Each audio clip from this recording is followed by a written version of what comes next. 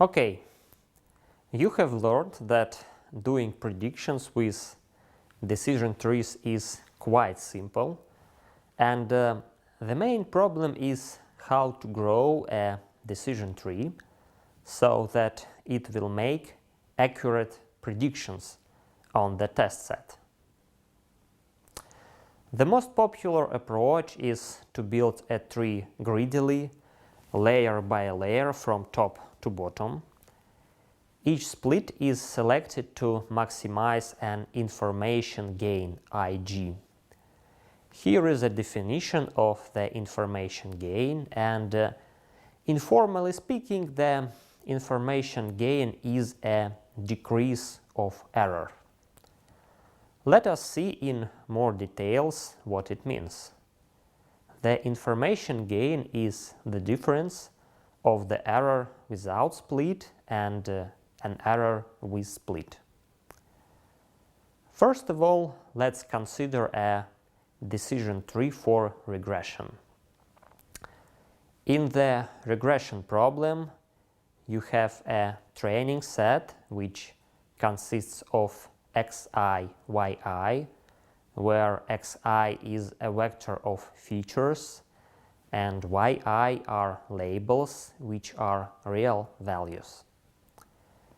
Your goal here is to find a function fx, which is a tree of course, where the error at the test data set will be low. This is done by building a function f which minimizes the error at the training set. How to grow a decision tree for regression? As I said before, a tree is built from top to bottom, and at each step you should find the best split in the internal node.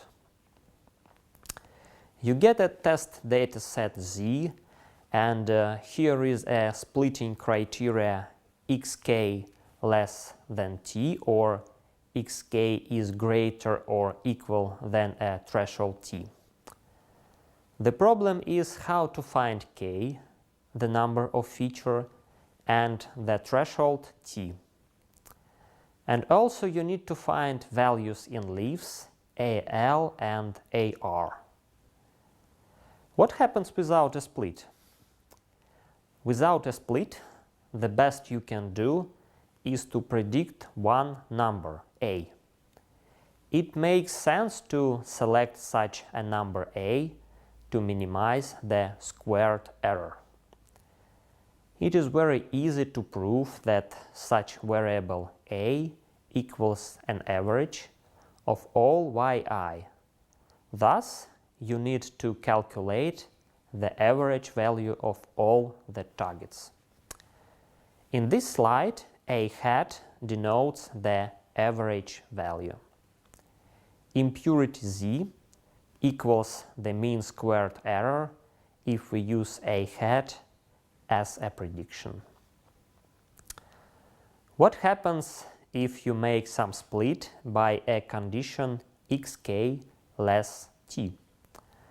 For some part of training objects ZL, you have xk less t. For other part, ZR holds xk greater or equal t. I want to show in this slide that the error consists of two parts for ZL and ZR respectively. So here you need to find simultaneously k, t, al and ar. But in fact, you can calculate the optimal al and ar exactly the same way as you did for the case without a split. You can easily prove that the optimal al equals an average of all targets, which are the targets of objects which get to the leaf. And I will denote these values by a hat l and a hat r respectively. Okay. After this step, we only need to find optimal k and t. You have formulas for impurity for objects which get to the left branch of our splitting condition and to the right. Then you can find the best splitting criteria which maximizes the information gain. This procedure is done iteratively from top to bottom. You also need to specify the stopping rule, and there are 3 commonly used stopping rules. The first rule is defined in terms of maximum depth of tree. The second stopping rule is defined in terms of minimum information gain. It means you do not make any further split if the maximum information gain is less than some threshold.